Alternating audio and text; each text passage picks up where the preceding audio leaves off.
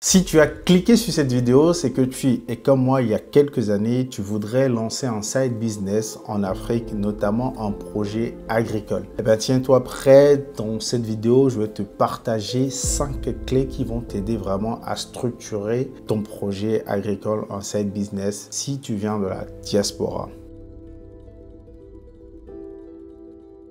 Alors, j'ai été comme toi, j'ai été très frustré au début en cherchant du contenu sur comment se lancer dans des projets agricoles en Afrique. Du coup, j'avais tellement de vidéos différentes, mais aucune vidéo qui avait une structure précise pour me dire exactement ce que je devais faire pour me lancer. Donc, ça a été vraiment en fouillant un peu partout que j'ai rassemblé l'essentiel des informations dont j'avais besoin pour me lancer sur le continent. Aujourd'hui, j'ai une ferme en Afrique, on fait des poulets de chair, on fait des poules pondeuses, on fait également des œufs de caille et dans les prochains mois, je m'apprête à agrandir cette ferme. Donc dans cette vidéo, je vais vraiment partager avec toi l'essentiel des choses que j'ai retenues quand je me suis lancé sur le continent africain. Et ça va vraiment être un guide pour toi que tu pourras suivre pour comprendre comment tu vas également te lancer. Alors, les 5 clés que nous allons voir ensemble dans cette vidéo sont: la première, c'est de rester focus sur l'essentiel. La seconde, c'est de savoir faire le tri. La troisième, c'est un business. Donc, il faut le construire comme un vrai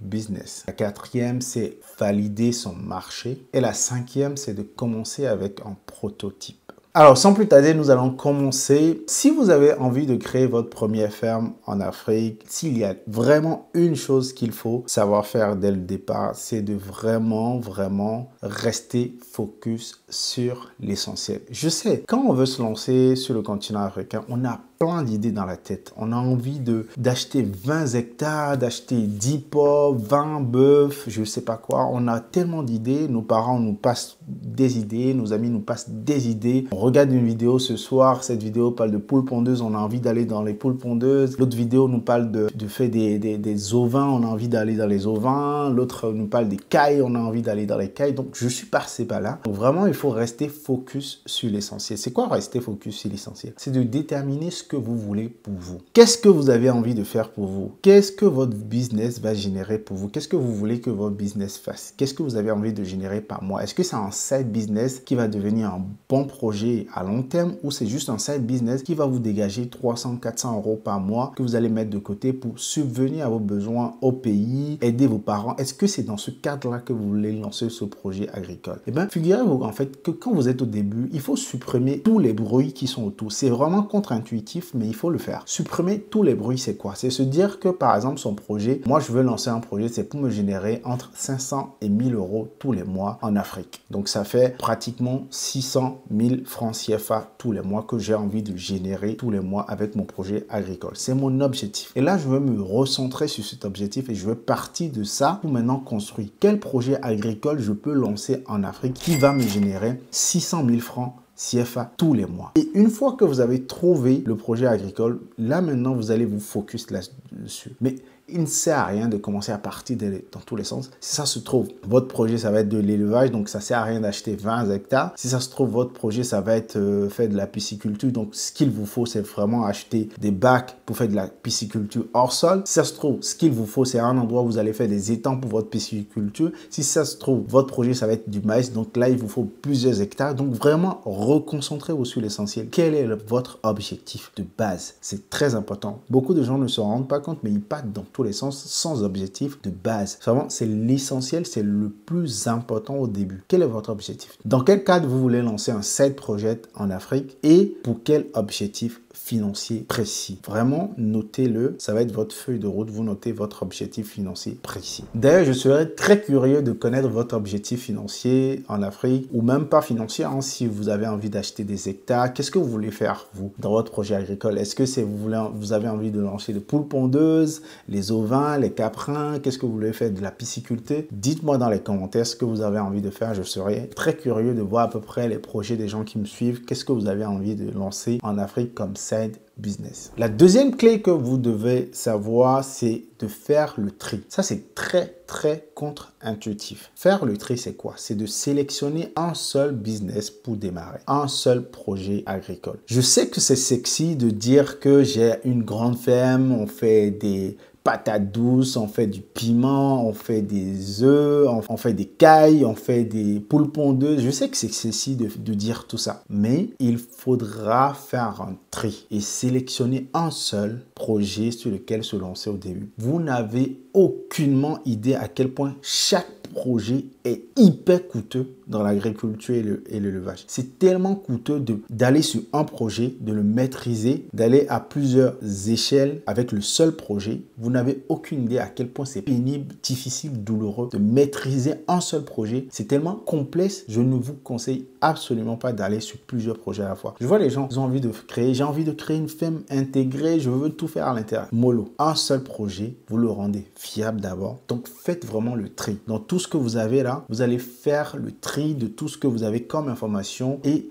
vous sélectionnez un seul projet dans lequel vous allez vous lancer. Ce sera soit les poules pondeuses, soit les poulets de chair, soit les cailles, soit de la pisciculture, mais vous sélectionnez un seul pour débuter. Ça va vous coûter, les intrants vont vous coûter, l'emplacement va vous coûter, le recrutement va vous coûter, tout va vous coûter tellement cher et que si vous voulez vous multiplier à plusieurs endroits, vous allez échouer. Lamentablement, mais vous allez échouer. Ce que je vous partage là, ce sont des erreurs que j'ai faites. Au début, quand je me suis lancé, j'ai voulu me lancer dans tout à la fois. Et je vous dis ça, là, ne faites pas cette erreur-là. Ne commettez absolument pas cette erreur-là. Parce que tout le monde pense qu'il est beaucoup plus intelligent que l'autre et il se dit, bon, moi, je peux gérer, j'ai du temps, j'ai de l'argent, je peux me lancer. Non, rassurez-vous, le projet ne va pas fuir. L'idée que vous avez là en tête ne va pas fuir. Démarrez avec un seul projet et lancez-vous sereinement. La troisième clé, c'est qu'il faudra construire votre projet comme un business. C'est un business dont vous devez faire comme si ça en est un. Le paradoxe avec l'agriculture, c'est que beaucoup de gens, quand ils se lancent là-dedans, ils ne pensent pas que c'est un business. Ils se lancent comme ça, j'ai juste à planter des choses qui vont pousser. Et bien en fait, c'est là qu'on échoue réellement parce qu'on ne le considère pas comme un business. Et quand je dis considérer votre activité comme un business et traiter-le comme un business, ça, c'est-à-dire qu'il faudrait le structurer. Et comment on structure un projet? Première chose, vous faites un business plan solide. Vous travaillez votre business plan. Vous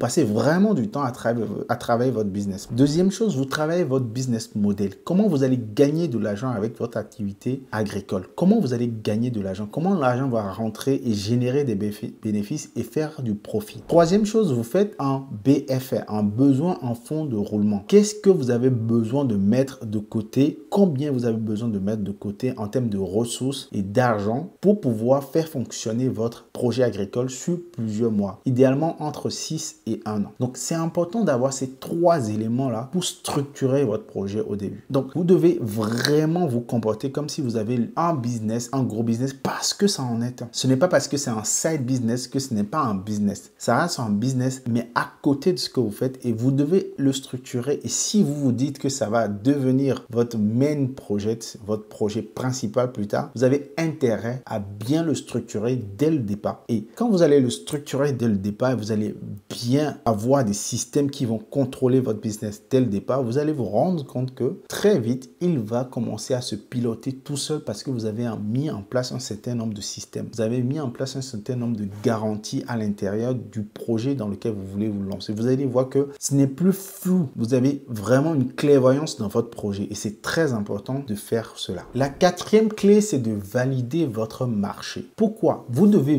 valider que les gens veulent ce que vous allez produire. En réalité, l'agriculture, il y a un paradoxe en Afrique. On produit pas assez, on importe beaucoup et on pourrait juste se dire qu'en allant au pays, construire un bâtiment, élever, on allait trouver un marché. Ce n'est pas ce qui se passe. Dans la réalité, nombreux sont ceux qui échouent parce qu'il y a déjà des producteurs locaux qui ne s'en sortent pas, qui ne génèrent pas de l'argent. Donc, c'est important de valider que les gens recherchent ce que vous allez produire. Pourquoi? Parce que sur le marché, il existe déjà des producteurs qui ont déjà vos produits et qui n'arrivent pas à les écouler. Pourquoi les gens n'arrivent pas à écouler ces produits-là? Pourquoi le marché ne les accepte pas? Vous devez vous poser toutes ces questions-là avant de vous lancer. Et l'autre chose aussi, c'est que, par exemple, moi, je peux parler des poules pondeuses dans mon pays. Je peux dire que chez moi, ça marche, les poules pondeuses. Et dans un autre pays à côté, ce n'est pas ce qui va marcher parce qu'il y a déjà beaucoup de personnes dans le secteur et où vous êtes envahi par une importance, soit vous êtes envahi par une importation dominante et c'est compliqué de produire localement pour pouvoir répondre. C'est-à-dire que votre coût de production ne vous permet pas de dégager assez de profit pour pouvoir compétir avec l'importation qui vient dans le pays. Donc, ce n'est plus pertinent pour vous de vous lancer dans la production de ces spéculations-là. Ce n'est plus intéressant pour vous. Ça se trouve, en fait, dans votre pays, ce qu'il faut faire, ce sont les pommes de terre. Mais comment vous allez savoir qu'est-ce que vous allez faire dans votre pays à vous? Il y a 3 choses pour moi qu'il faut vraiment vérifier pour pouvoir déterminer et valider votre marché. La première chose, c'est de voir votre avantage et vos inconvénients. C'est de voir vos avantages et vos inconvénients. Pourquoi? Parce qu'en fait, vous devez savoir avec quoi vous êtes plus à l'aise ou pas. Avec quoi vous avez des avantages compétitifs. Est-ce que vos parents disposent d'un terrain, par exemple? Est-ce que vous êtes proche d'un marché? Donc, vérifiez ces différentes choses-là pour pouvoir valider votre marché. Deuxième chose, ce sont les recherches. Vous devez vraiment rechercher ce qui est produit localement chez vous et qui est très demandé. Ne négligez pas la recherche. Il y a énormément de supports sur lesquels vous pouvez faire des recherches aujourd'hui pour trouver ce qui fonctionne chez vous. Il y a des produits qui fonctionnent chez vous, il y a des produits qui ne fonctionnent pas. Il y a des produits qui sont beaucoup plus compliqués à commercialiser sur votre territoire. Donc, ne vous lancez pas dans ces produits-là si c'est votre side project, si c'est quelque chose que vous allez gérer à distance. Ça ne sert à rien de se lancer. Vous allez perdre beaucoup d'argent, même si les statistiques disent qu'il y a de la demande dedans dans votre pays. Les statistiques, ça ne suffit pas. Il faut aller beaucoup plus en profondeur pour comprendre le marché. La troisième chose que vous allez faire, c'est d'interviewer quelqu'un qui est dans le secteur, un client de votre secteur, par exemple un grossiste. Moi, par exemple, quand je me suis lancé dans les poules pondeuses, je suis allé voir quelqu'un qui vend un grossiste, il vend les œufs et je lui ai posé des questions. Je lui ai demandé quels sont les challenges qu'il rencontre en ce moment. Donc, vous allez poser ces questions-là. Qu'est-ce qui ferait qu'il changerait de fournisseur? Parce que ne vous trompez pas, les personnes à qui vous allez vendre vos produits ont déjà des fournisseurs aujourd'hui. Qu'est-ce qui ferait que ces personnes-là passeraient chez vous? Donc, vous allez récolter des informations capitales quand vous allez poser ce genre de questions. Et ensuite, qu'est-ce qui rendrait vraiment son quotidien beaucoup plus facile pour son activité. Votre but à vous, c'est de rendre heureux ce grossiste-là quand il va prendre les produits chez vous. Donc, en fait, quand vous allez poser ces 3 types de questions à ce grossiste-là, à ce client-là idéal pour vous, un grossiste, par exemple, de tomates, si vous faites des tomates, un grossiste de, je sais pas moi, de céréales, si vous faites des céréales, ou si votre client idéal, c'est un supermarché, vous posez des questions au gérant, au commercial du supermarché qui fait les achats. Donc, vraiment, allez vers votre client idéal et posez-lui des questions. Donc vraiment, si vous n'êtes pas en Afrique, si vous n'êtes pas sur place, vous trouvez des personnes à qui vous allez confier une liste de questions qui vont aller poser des questions aux personnes. Et le feedback, vous allez les utiliser pour valider votre marché. 5e et dernière clé qu'il faut, c'est de commencer avec un prototype. Moi, par exemple, quand j'ai voulu lancer les poules pondeuses, j'ai validé mon marché. J'étais à peu près sûr que ce marché-là allait fonctionner. Mais ce que j'ai fait, c'est que j'ai quand même commencé avec 200 poules. Je sais que les gens disent sur Internet qu'il faut minimum 2000 poules pour que ce soit rentable. Il faut minimum 5000 poules pour gagner de l'argent. Tout le monde a sa théorie. La mienne est celle-ci. Il faut déjà que vous validez avec votre prototype que 1, vous maîtrisez l'activité, 2, votre marché est présent et ensuite, vous pouvez scaler. Scaler, c'est augmenter à plusieurs échelles. Ça ne sert à rien d'aller sur des gros volumes si 1, vous ne maîtrisez pas l'activité, 2, vous n'avez pas validé que votre marché est là. Ça ne sert à rien. Ça ne sert strictement à rien de se lancer de cette façon-là. Donc, vous devez aller avec un prototype. Un prototype, c'est quoi? C'est quelque chose qui est très utilisé. Par exemple, dans mon métier, qui est